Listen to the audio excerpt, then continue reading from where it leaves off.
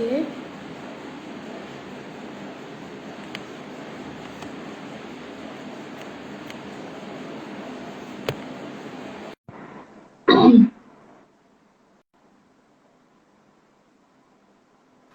हाय Mona. Hi, Purvi. मैं बहुत ज्यादा लाल लग रही हूँ। So the live has started. A very warm welcome to everyone. This is our Instagram live celebrating 5 years of Sahas. So, firstly, woohoo, 5 years. Yay! So, on this occasion, as co-founders, we'll spend some time reflecting on how this 5-year journey has been for us, and we are also a warm invite for anyone to join in, ask questions, or engage in the conversation. Very happy to share that one of our team member, Akriti, is also attending the live. Very happy to have her as well. Thank you, Akriti. So I hope it's a good experience listening and engaging with us. So I think to begin with, I think question for you, Purvi, how are you feeling today? And how has been the journey of 5 years for you? I'm feeling very excited. For the first time, I have nothing to do on this day. I'm so happy.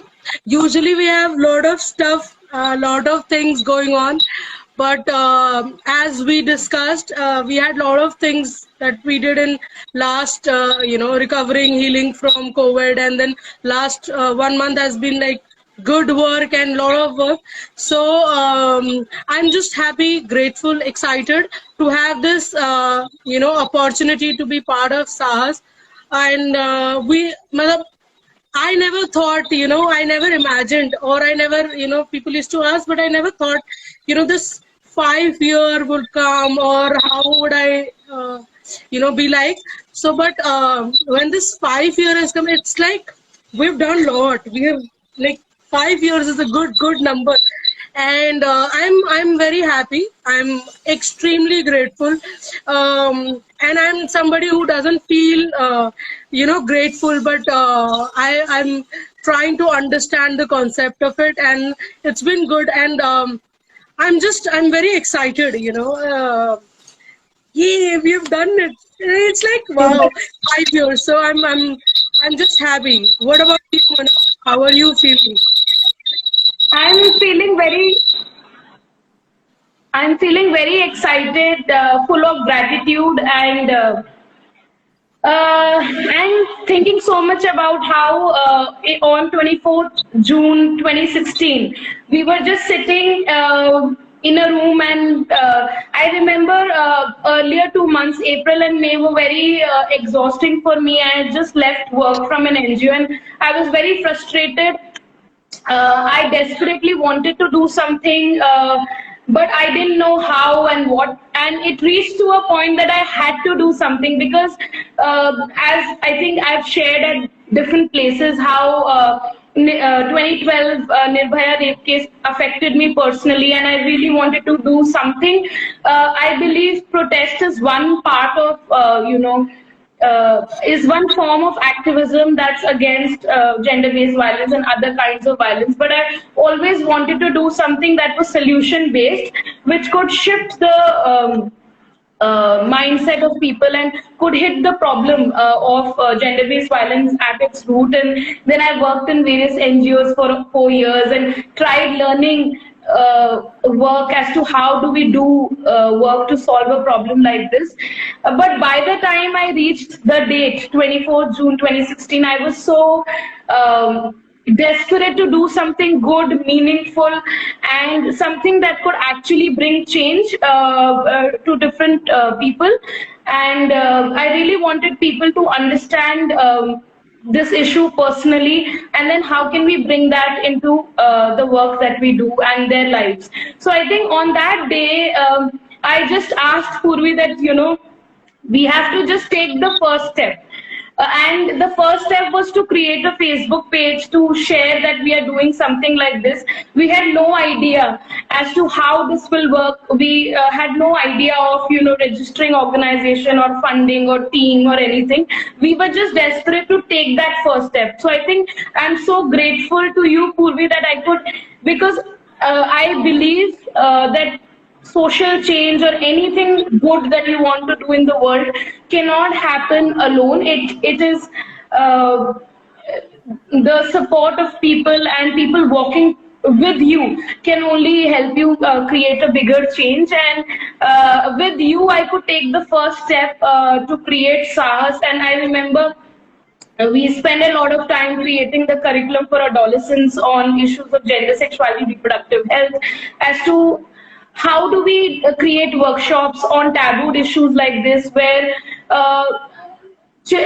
adolescents could have a learning experience that we didn't have in our school, and that affected our lives and relationships, or the choices that we made. So it was, and on that day, and even the month of June and July, we had no idea. I mean, I gave myself 6 months that if this idea works for 6 months, then we'll take it forward. If it doesn't work, then it's fine. But I desperately wanted to take the first step so that I don't crib that, I didn't do anything.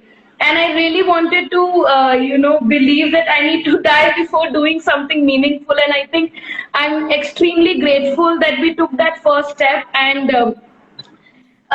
we started doing workshops, and the experience used to be great because participants used to ask questions, and no matter how vulnerable or they felt, and they used to be quiet on some of the questions, but slowly the kids started opening up, asking questions, and we could see that it was working. And then we went on to one community to another, and I also, because Akriti is there listening to our chat, I'm very happy to share that I met her in 2016, I think December, in some workshop, and we connected after that, and she's been so supportive of our work throughout.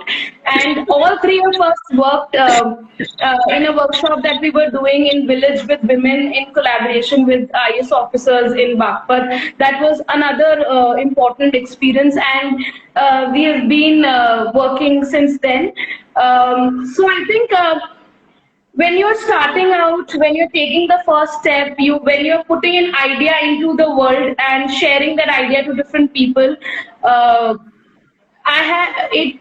in different fellowships, and while we meet people, they used to ask that, where do you see Sahas 5 years down the line? And I never gave a response that, we will achieve this. I always had this in mind, that we will do what we believe in. We will keep learning and improving our work and take opportunities as they come. But I have no idea how long this is going to go.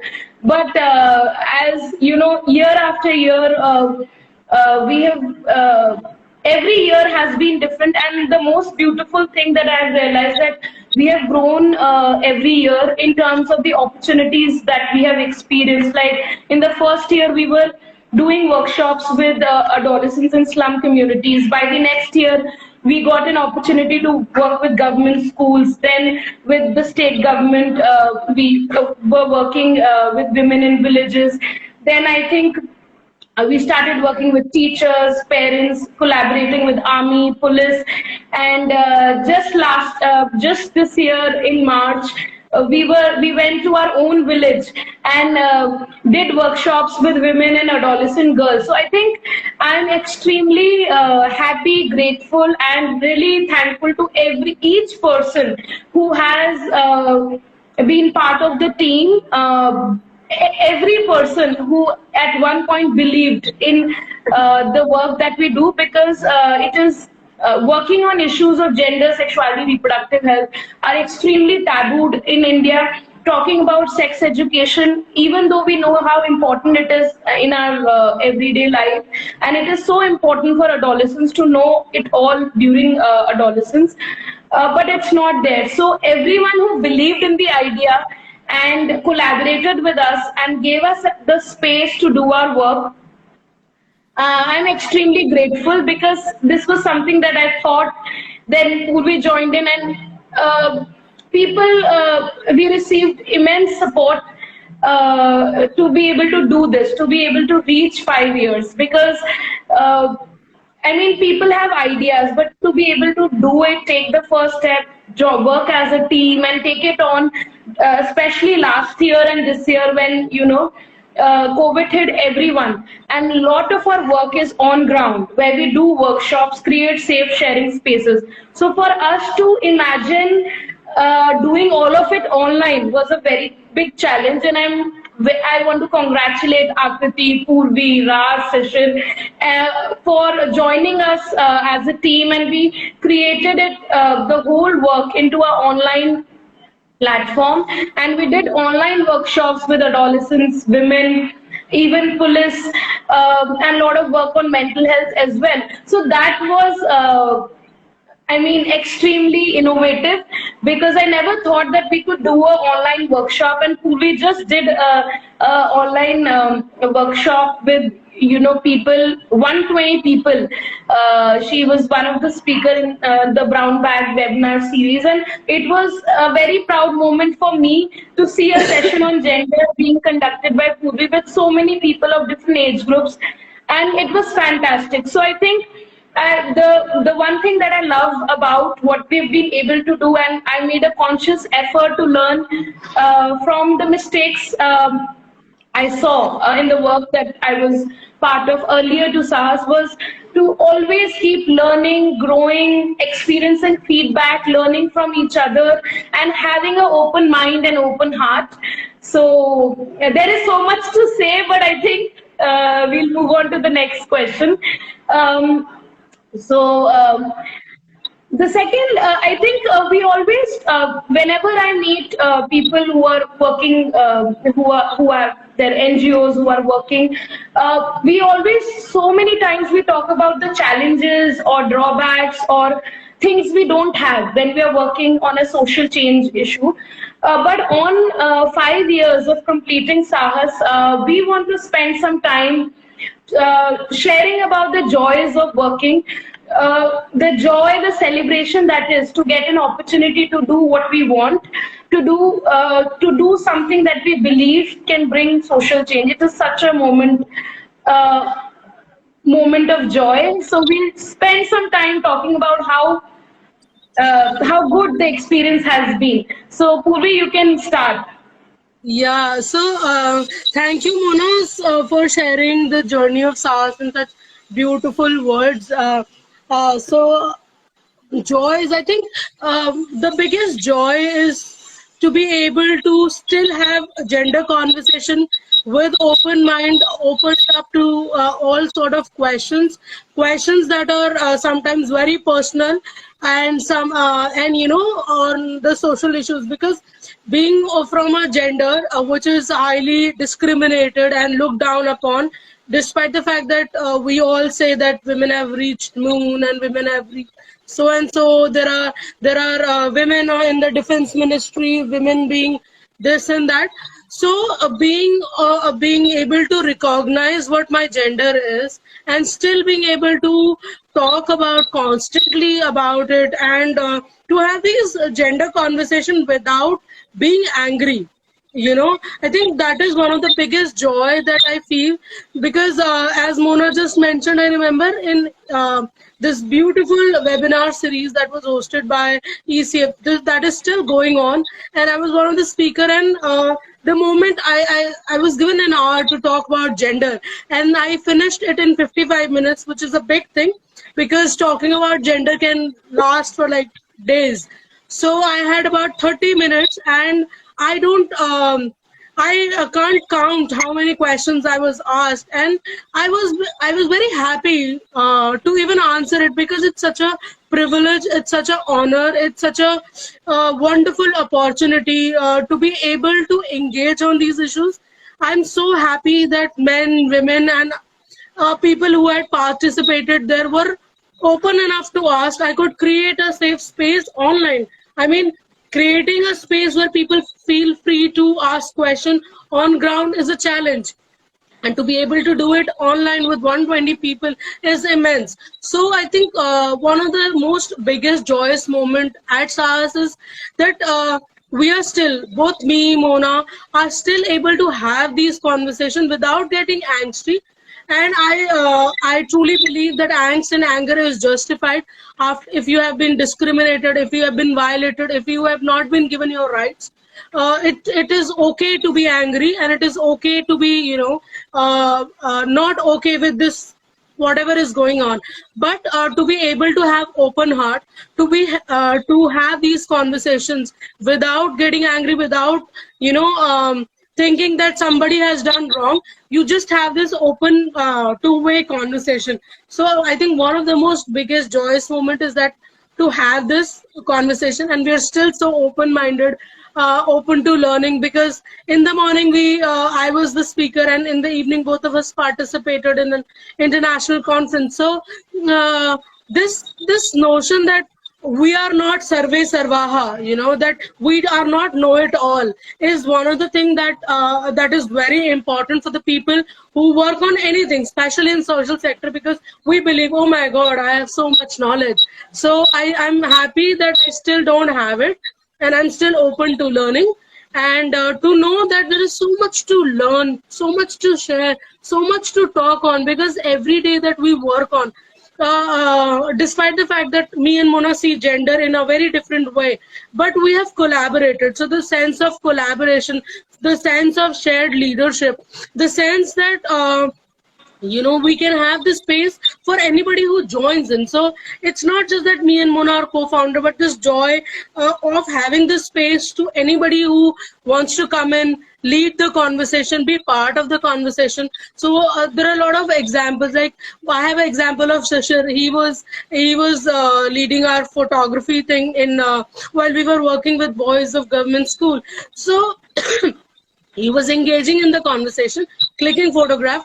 But by the end of our this thing, so he wanted to facilitate a conversation. So it is so beautiful that this space itself gives you an opportunity to talk, to let your things that are deep buried in. So I like that. I think one of the biggest joy was when we were able to do our first curriculum. We were able to implement our first curriculum in 2016. So the idea that we both had when we were sitting not in an office but on the beds of our home and creating Facebook page, and to see that idea materialize, and the young people, the adolescent, had this wonderful questions to us. To see that idea being a reality was one of the biggest joy, because these conversations are so important, and I'm so glad that we could do that. So this first curriculum, and then I think the first people to support our work, the Pollination Project. We were struggling. I don't know if Mona remembers. Me and Mona used to find out grants, and we used to sit in cyber cafe for like 5 hours, filling so many things, and we were new people. We didn't even had an organization. We just started working, and then somebody from outside our country trusted us, gave us a very small grant, but this belief that this idea is of worth being implemented, and it is very helpful, because even though we are in 21st century where we claim so many things that we are equal, but the point is, even in this, so while we work in government school, where a principal feels that these conversations are too much, periods ke upar baatcheet is too much, body changes ke talking about body changes is too much, not talking about sex won't solve the situation, not talking about discrimination. We do not want to acknowledge the situation. Why not acknowledge the issues that are there in this in our society? So that's one of the things. And being able to, I'm sorry if I'm taking too much time, but I'm just No, go on. voice that I have. And, joy of being able to collaborate with government schools of Delhi, not just 3 government schools. It was very challenging, But yeah, and then there was this one moment where I facilitated the session on child sexual abuse with the entire school, with all the teachers being present. So that was one of the amazing thing to be done. And then being able to, I think Mona is more responsible for that. I did the field work of it, but Mona collaborated with another research scholar, and they created a wonderful research document, because the research on child sexual abuse is very minimum in our country. We have a government survey, we have some surveys done by some NGOs, but there's no concrete, research on how to prevent incidences of child sexual abuse. So our study, our work was translated into a research document, which was published in an international magazine. All thanks to Mona and Sadaf. So I am just happy to be have name as co-author. So that was one joyful moment. I'll share one more and then I can hand over, because I'm non-stoppable. So unstoppable, sorry. So one another joyous moment was when I collaborated with Madhya Pradesh Police. I co-created and I co-facilitated a session with around 50 police people, trainees, and that session was so empowering, because that gave me an insight of what happens to men when they are part of patriarchy, when they suffer from patriarchy. They were working together for 6 months, they were training together for 6 months, but they knew each other with the number. They didn't even know each other's name except for few people, and they had so much pain, so much the sorrow of being a man, because somehow they have been part of violence, they have been violated, and because they have suppressed their emotions, they've been involved in drug abuse, they have been involved in so many things, and they were not able to talk about it. So they became numb, and you won't believe, they were like small kids, hugging each other. Imagine Indian men hugging each other, that too police people, at the end of the workshop. And they were looking as if I was a teacher who has given them toffees. So that is one of the moments that I remember. And I'm sorry, Mona, it took so much time. Thank you for giving me so much time. Please, you go ahead and share your joyous moment. Thank you, Purvi. I think it is good to have this feeling of not being able to stop yourself from sharing joy, because we need to hear and share joy, especially in tough times like that. It's so important, especially. The kind of intense work that we do, it is so important to remember that it's a joy to be able to do what we do. Talking about moments of joy from my end, I think, as I said, the 2012 Nirbhaya rape, gang rape case was something that triggered me personally, and I wanted to do something meaningful that could, shift mindset, and I could create a reality where where nothing of this happens to any other kid or any other girl. That was my first emotion in 2012 when I went to the protest, and years after that, it took a very long time to have my own organization. And also because in 2013, I was an MPhil student at Jawaharlal Nehru University. So before starting Sahas, I was volunteering, and there was already a feeling to keep doing something meaningful. But as a research scholar, I always, being in education, I always felt that what we study is one thing that, of course, helps you to get a job, but it doesn't empower you to solve social issues or do something meaningful that could bring social change. So my personal intention of of studying and doing this work was to create a reality where I could use my knowledge and education to bring social change. And so this is so, as Purvi mentioned, from the start of doing workshops, I always, as a research scholar, I always wanted to write a research paper on the work that we do, because we were working in government schools in Delhi, all boys, all girls, and slum communities. empowering kids, children to have the capacity to challenge child sexual abuse, knowledge building on all the adolescent issues. And I remember when we were creating our work, we reviewed a lot of literature, and we saw that the work, there is very minimal research on interventions that can help in elevating child sexual abuse in India. But the data was there's so much increase in cases of child sexual abuse every day, but there is no research review of there's no literature that can help you design interventions. So I think the first one moment of joy was to work with Sadak, who's a research scholar in Tokyo, and a Dalai Lama fellow in the year 2016. I'm grateful that I collaborated with her, and Purvi did the entire fieldwork, and we could actually write a research paper that talks about the issues in adolescence, and then there's this intervention that we have been able to do in India. And then it is not just about this work, but I hope that people can read, people who work on this area can read it, and that can help them design interventions to actually empower children to challenge child sexual abuse. So that has been published in a journal last year in October. That was one thing.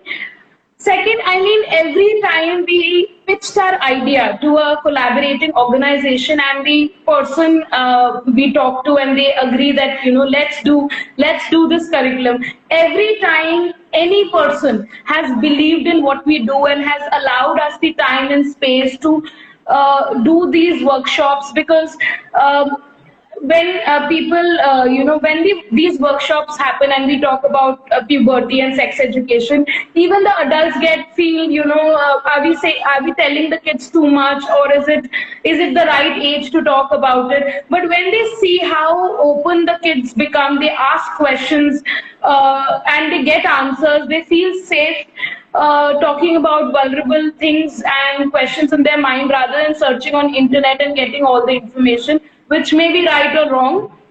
So I think every time any person has believed in what we do and given us the chance, the opportunity to do, I think that all those moments have been moments of joy for me, because you can have an idea, but people may not believe in it. And if people didn't believe in it, we couldn't have, reached 5 years. So I think all of those moments. I remember in the first year, we did this entire intervention of 7 to 8 workshops with children of construction workers in Jahangirpuri in New Delhi. And for the first time, we did a workshop on menstruation with both boys and girls. And I've always believed that this conversations on gender, sexuality, reproductive health should happen with both boys and girls, because we live in a society, we coexist with each other. And I believe if we have a sense of the struggles and things that we experience as both genders, we can create a space to support each other rather than putting each other down. So with that intention, we did a workshop on menstruation with both boys and girls. And I remember an 11-year-old shared. So I asked the boys, that, menstruation is something that is experienced by girls. So why do you think I've told you this information, and how can this be helpful for the boys? So there was a 11-year-old kid who said that, now I know, so I will. Now, whenever my mother experiences periods, I will make a sanitary pad from the cotton cloth and give it to her, because we don't have so much money to buy a sanitary pad. So I think the moment I heard it was a moment of joy, and also it helped me believe in what we do and how important it is to have these conversations with boys and girls. That was one moment. So, I mean, in the curriculum of 7 to 8 workshops, the last workshop is on challenging child sexual abuse. And I do not have a number as to how many workshops we have done with adolescents, but every time the participants believe and trust in the space and share that experience, that vulnerable experience of going through child sexual abuse or seeing someone go through it and learning to challenge it. I think those are moments of joy because that's exactly what we want to do. Because they are 13, 14, 15-year old, having that knowledge that you can say no to something that is happening wrong to you can be so critical and so helpful because we are not socialized to say no. We don't understand, we don't say no, we don't understand no, and because of that people get violated. So I think if at the age of 14 to 15 years you know that you can challenge any, you can say no, can be so critical when you grow up as adults and make right choices. So I think that has been, every time it has been a moment of joy. I remember this year in March when we went to our own village to do workshops with adolescent girls and women on issues of gender, sexuality, reproductive health.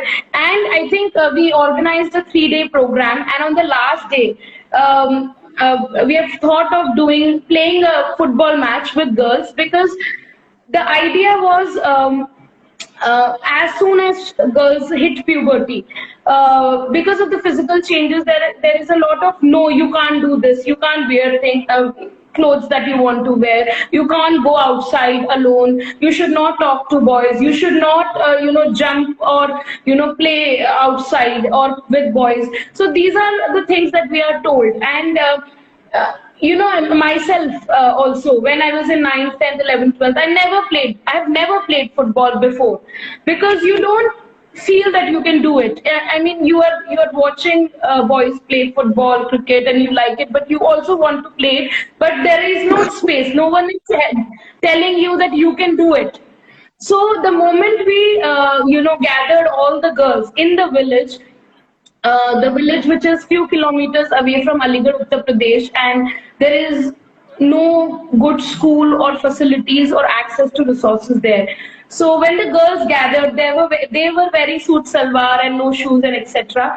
And we told them how football, how we need to play. And I was not sure as to how this will play out because it was the first time that they were playing in an open field in village football. So I was not sure how they will feel about it and how this will play out.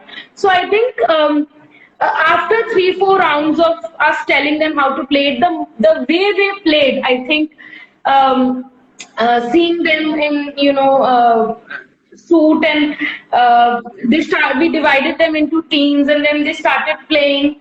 And initially, few of them were very shy, but by the time, I think by 15-20 minutes, they were just playing. The way boys play competitively, I have to win, I can do it, and no matter what people are. Of course, there were we ensured that there were no people outside looking at them. So that they could feel vulnerable. But just watching those girls play with just joy and happiness and nothing to worry about, nothing to go, not thinking about going at home, cooking food, cleaning things that they usually do. The joy, the glee that I saw on the faces of the girls at me, that is what I want to do. That is the reality I see for India. I really hope, I dream, and I wish. And I'm working every day with the belief that every girl, whether in village, whether in cities, believe that she can do it. She can dream. She can do everything that she wants to. Marriage, children, these are things that should happen when she wants to. It is a life.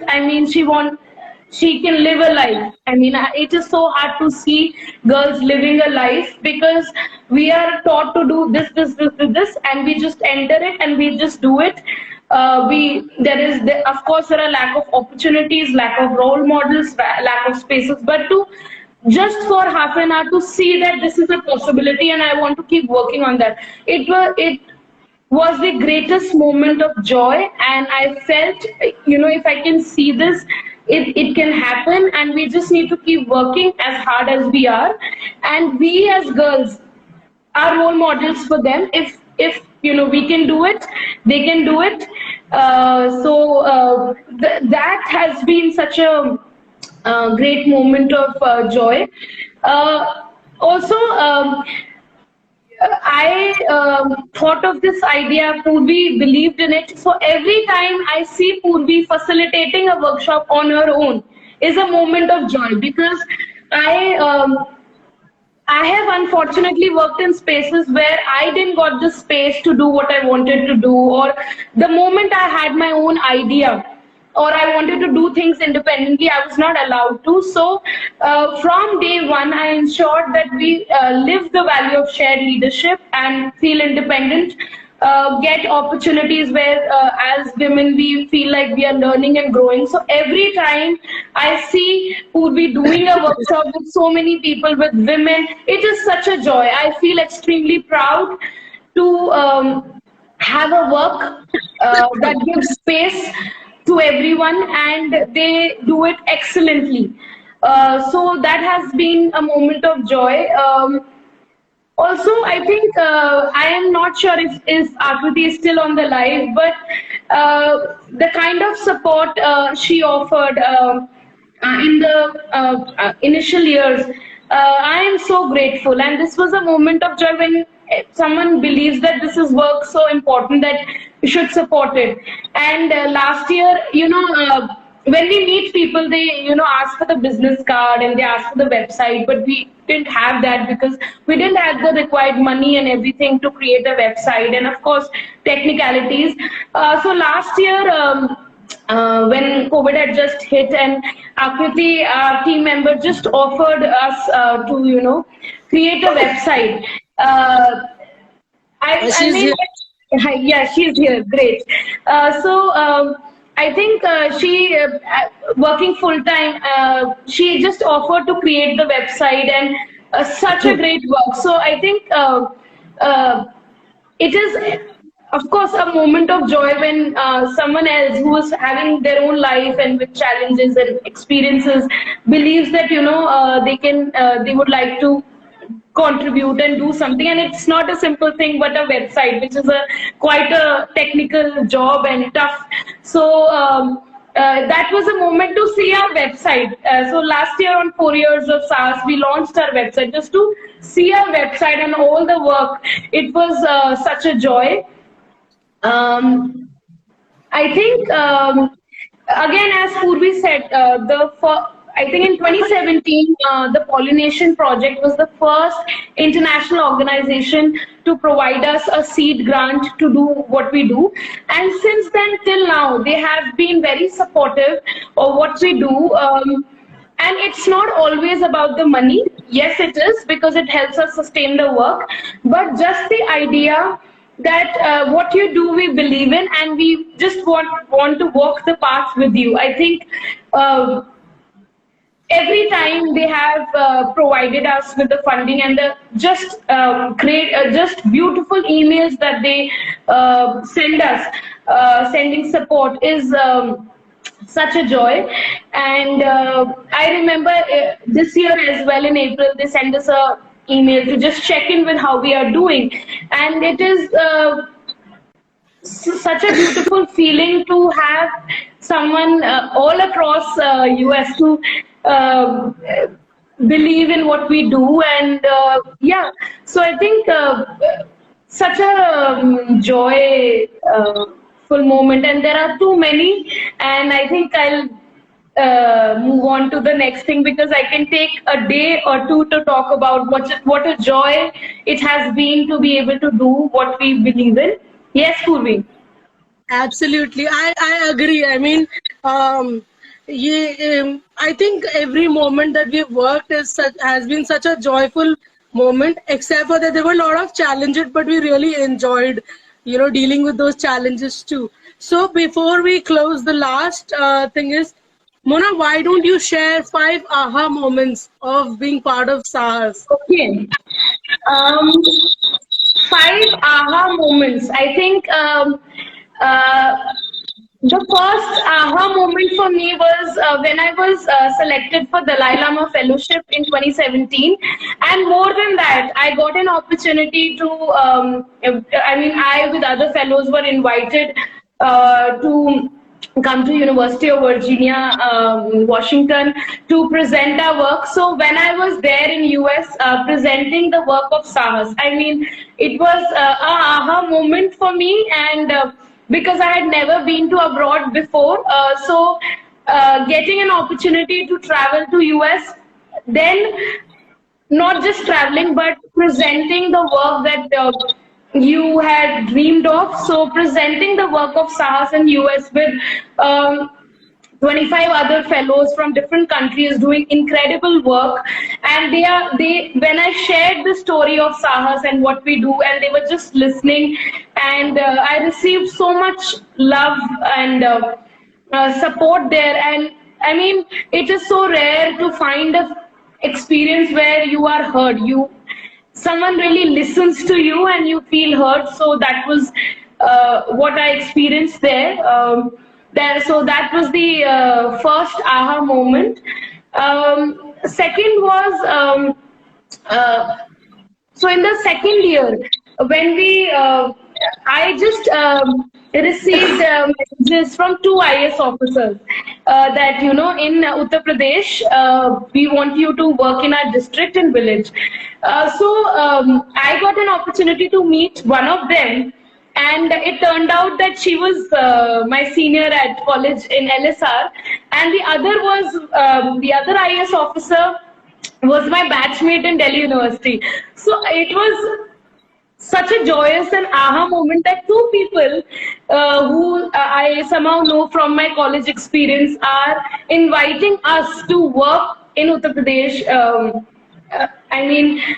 With women, and we had no experience of working with women before. So it was, we did few workshops, but to be able to actually travel to Bagpat and working there. So it was the first time we were working with IS officers and government people. We have our presumptions, but working there was such an incredible experience.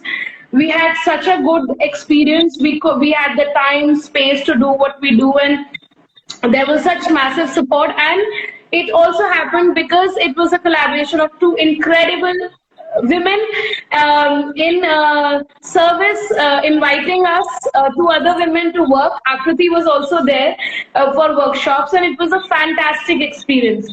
It was an aha moment for me because I couldn't believe that we are, kind of working with such big people. So that was one. Then in 2018, we got an opportunity to work with the army.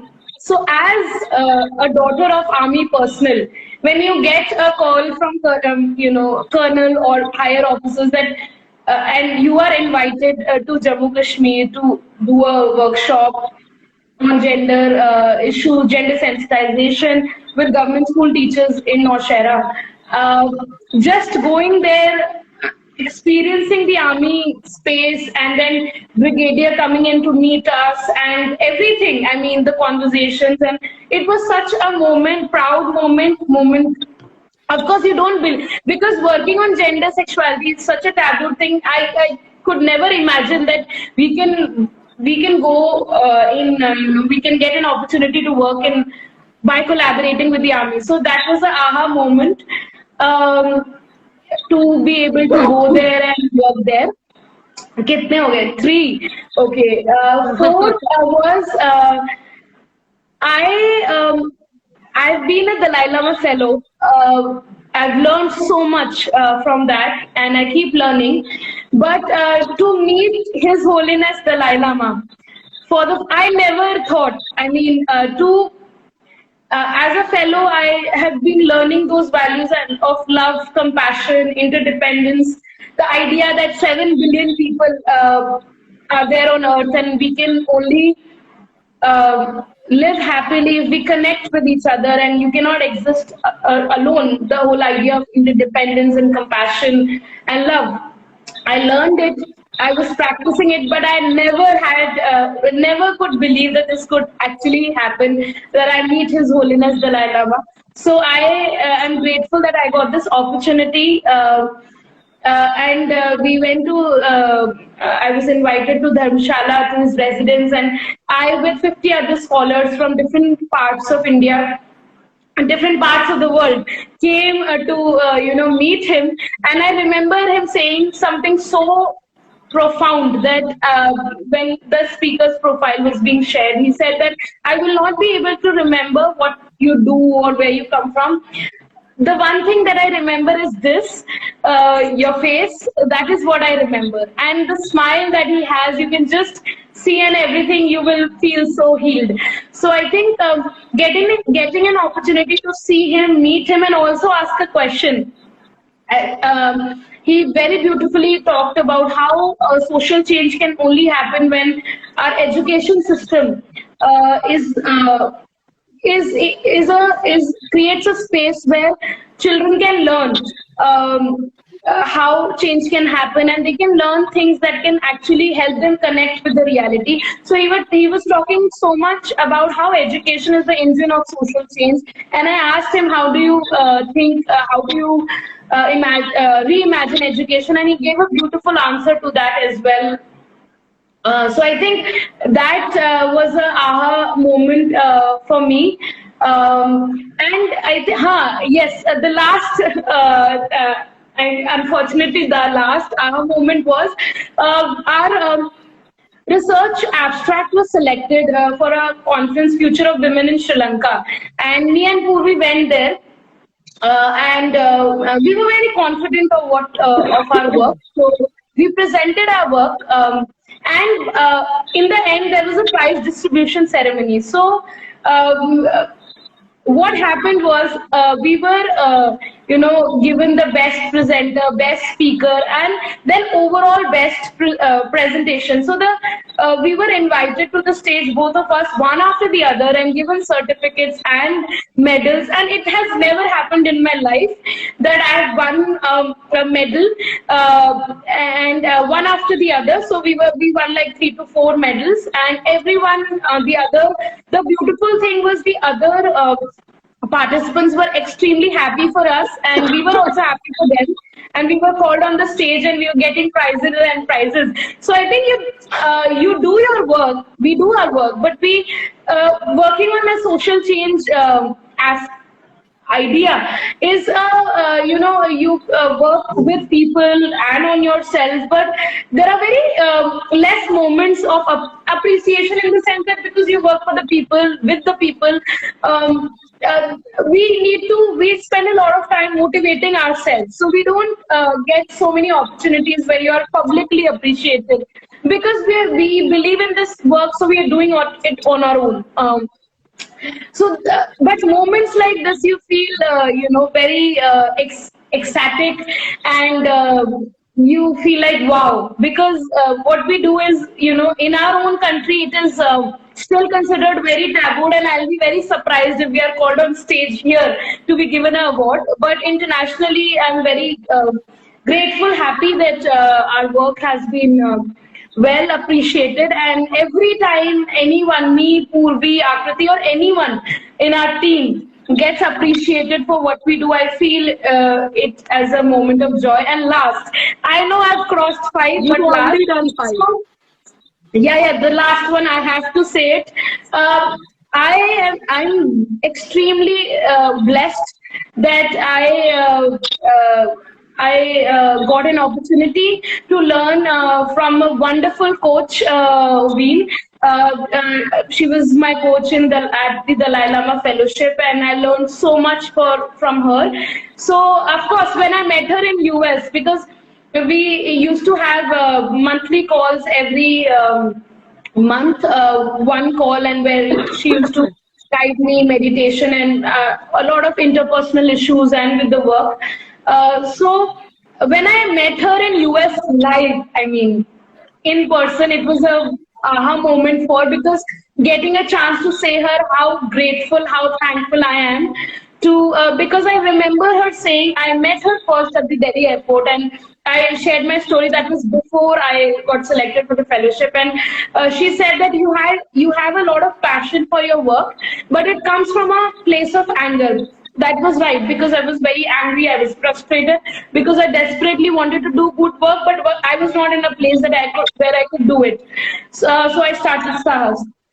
By the end of the fellowship, she said that you have the same passion to do what you do, but it comes now from a place of compassion where you are happy, you are grateful, and you are connected with others. You believe that walking with others can help you reach longer distance, and even though there are bad experiences, but there is so much goodness. And then I think inviting her to Sahas office and our home in 2018, I mean, I could never imagine it. So every time I have a beautiful experience, I really want to share it with my family and everyone at home. And she and her husband, they were in India at that point of time, and they came here to the office and spent a day with us, with my parents, with Purvi and everyone. And it was an aha moment, because you never think that people, in US will, they will be here in Delhi, in India. And that was so much joy to have someone I've learned so much from, to share it with the family. And I have to say another one. I know I've crossed 5, 6. I cannot end before saying it. I think one of the most important thing that I, from the beginning, decided that if I want to work on this issue, I need to work at my home. I need to have conversations with my family, with my parents.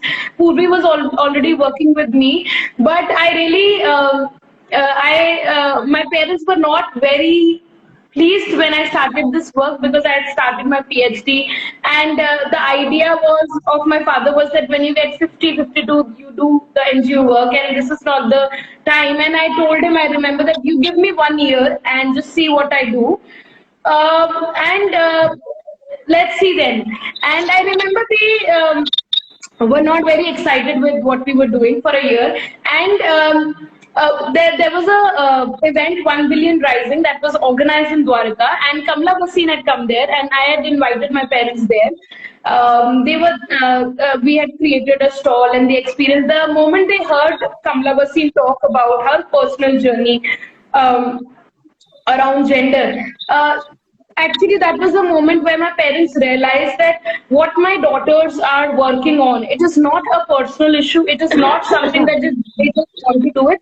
It is gender-based violence, is a global issue. It is gendered realities, as everyone is going through it, and it is important to challenge it. It is so much beyond her and away. And from that moment, they started. I and Purvi made such a great effort to engage them in the work, and I am every time my father is doing any Sahas related work, it is a moment of joy. He has actually created the infrastructure of Sahas, every legal documentation or whatever, and the whole our work with government school has been possible because of him, and he made sure that we are able to do that. So to see him help us in collaborations and do all of that is a moment of joy. And I just remembered that when Purvi was speaking just yesterday or 2 days ago at the webinar, deconstructing gender, he was listening to the entire Facebook live and was just smiling and proud. So I mean, they don't say it sometimes explicitly, but to see them how proud they are of what we do and how engaged we have made them is a moment of joy. Also, my mother, I think from the start, the work that we do with women, she's been actively involved. She traveled with us to Bagpat as well, where I think for the first time she saw what the work is. I remember she went to our own village and she was she started seeing gender realities there, and she desperately wanted to do something to resolve what was happening in her village. And I think this time when we went to do the International Women's Day at our own village, to see her mobilize women, girls, to come to the workshop, and all of them came like 15 minutes before. It was such a moment of joy. And in the workshop that we were doing with women about challenging gender-based violence, the way she spoke about her experience, that when she was married in the village and very early on she saw her mother-in-law help another woman who was experiencing a lot of domestic violence, and she shared a personal example as to how women can support each other to challenge violence. It was a moment of joy for me. So I think seeing my parents also engage in this work at their own levels is a moment of joy, because we don't see families working for social change. I have never seen an entire family working for social change. Even my brother chips in sometimes, which is good, because I don't have to pretend here. I can share openly as to what I do, what we do, what I can take ideas from them, seek support. Because a lot of time, what I had seen before, Sahas, was that people work on social change, they do incredible work, but they are very disconnected from where they come from. And I believe that what we do and where we come from is very important, and the change happens within and then to your first environment, that is home, and then it happens outside. Because if we directly go outside and we don't do the self work inside and to our home and where we come from, I think that's a half baked approach that won't go far. But because my family also believes and works on this issue, I have no fear, and I believe that the work has gone so much beyond me, and that is what makes me so joyful. Now Purvi can say. Thank you, Mona. Thank you for so wonderfully putting the joys. So I remember I'm going to try and cut it short as much as I can. So I remember participating in a workshop while I was working in a corporate media house. I was so there was this 55 or 50 years old woman who was a social activist working in a village where she was teaching and educating girls. But in the workshop there was certain difficult question, and she shared that she never had enjoyed sex. She thought that sex is part of her duty as a wife, and she's 55-year-old, married for more than 30 years, and she never enjoyed it. कभी उन्हें आनंद का महसूस नहीं हुआ, pleasure महसूस नहीं हुई. So that was one thing that scared the hell out of me. I was so scared that, there is this social activist who's working. What about the people who do not know about it? What about the girls like me? What about young adolescents? So while constructing this entire gender curriculum, we made sure that sex education, or we talk about sex in a way of pleasure. And I am so happy. There are moments when, Mona says in a very playful manner that most of the girls will remember you while they're having intimate moments, or they will definitely, and me included, I have learned a lot. So I think for me, that is one of the most beautiful, one of the most important moments, that a girl is able to understand their body and is able to be intimate with somebody whom they love and want to share these moments with, and want to have a pleasurable sex and enjoy it.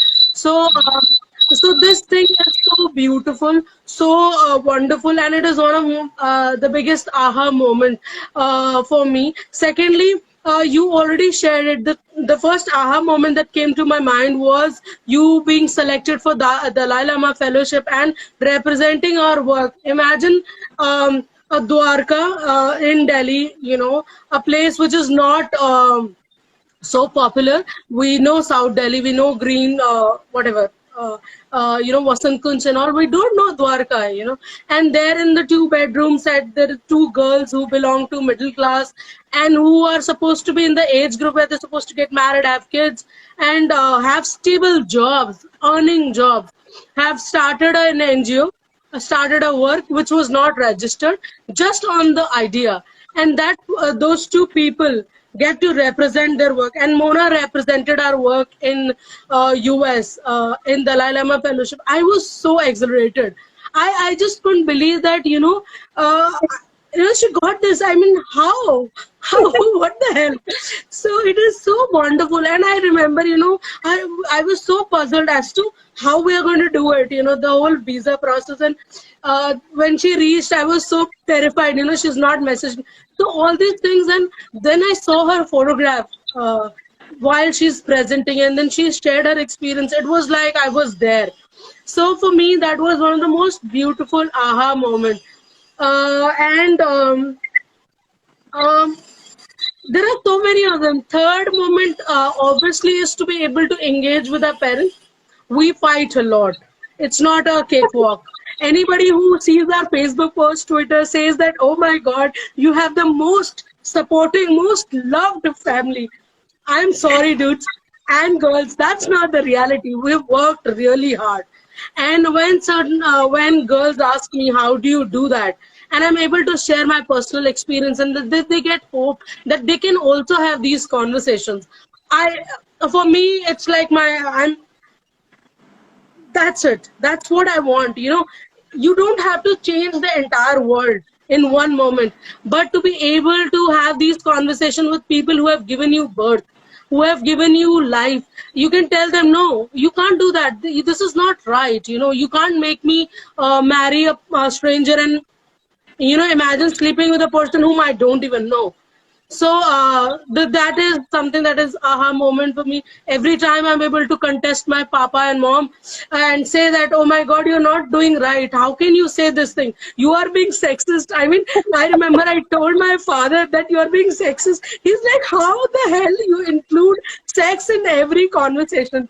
So I think those are moments where I can talk about talk with my father. I remember having a conversation on LGBT in a very detailed manner, because he told me that there are two girls who were being murdered in Indore because they were living together. So to be able to have these conversations with my father, with my mother, with my brother, my sister, and in a family, it's incredible. And my mother leading the entire women, intervention. It is so wonderful. It is so inspiring. And to see my mother in a sari, beautifully dressed, and she has this shine on her face, which I don't see on the people who work on gender or social causes for like years and get crores of money for it. And she's not getting her money. She's just inviting people to talk in our village where people are not educated, where they don't have a hospital within 10 kilometers. So that is, my God, I'm to have this woman as my mother, it is incredible. Though I accept that we don't see eye to eye. So it's not like it's all flower and roses and everything. So that I really want to acknowledge that, because I don't want to give you an idea that everything is excellent. Fourth is me and Mona being able to represent our work in Sri Lanka. I remember the professor, the one who was leading the entire congress, this whole entire conference, seeing me in the restroom and said, don't go anywhere, it's going to be an event, it's going to be an important ceremony, you don't have to miss it. And she wanted to indicate that you would be getting prize, and she was so excited to see that women in power, women who are research scholars, women who are working on social sector, women who are lawyers in across 11 countries being there and being happy for us when we were standing. They were cheering for us. Everybody was standing, meeting us. So the joy was, I don't know, incredible, 1,000 times more than just receiving those medals. We had this entire big pamphlet or big play card. It was like we won a cricket match or something. So, and on the same day, we also participated in 1 Billion Rising in Colombo. So it was wonderful. And I think every time me and Mona talk on gender issues, on these conversations, and every girl, every boy, every person of any gender or sexual identity see that they can exist, they can live, they have rights, and nobody in this world can take away what is theirs. They can't take away what is theirs and how they choose to live. And also being a role model, me, myself, my sister, being a role model to so many girls, that it doesn't matter where you are, where you belong, which caste, class, gender, or even if you are living with your parents or not living, or you're struggling, you can choose to do whatever you want to. Nothing, absolutely nothing that is there, not there in your, wings. You can fly, you can do whatever that you want to. And lastly, I'm sorry, this is, thank you for, patience, but being able to initiate this whole organization that we called, with my sister, who's my partner, who's my collaborator. We collaborate, we fight, we challenge each other, and we shape Sahas in a way that I never dreamt of. So I'm incredibly grateful. From bottom of my heart, I'm very happy to share this wonderful dream that you thought of, that we can do. So yeah, it's very difficult to have these aha moments in numbers. Thank you, Mona. Thank you, Purvi. So I think we here come to the end of the Instagram live. A very big thank you to everyone who joined it.